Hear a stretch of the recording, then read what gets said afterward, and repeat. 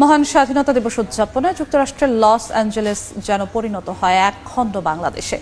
বিদেশের মাটিতে অন্যতম বৃহৎ এই আয়োজন নজর কাড়ে বিদেশিদের। শত শত প্রবাসী বাংলাদেশি ও বিদেশি নাগরিক অংশ নেন বর্ণাঢ্য এই আনন্দ উৎসবে। লস্কর আল মামুনের আরও একটি রিপোর্ট।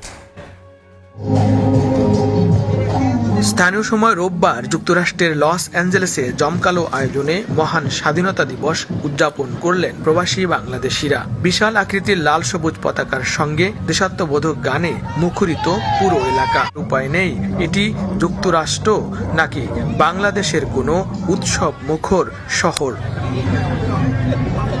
স্বাধীনতা দিবস উপলক্ষে প্রতি বছরের মতো এবারও 2 দিন ব্যাপী অনুষ্ঠানের আয়োজন করে Bangladesh unity federation of Los Angeles Bafla.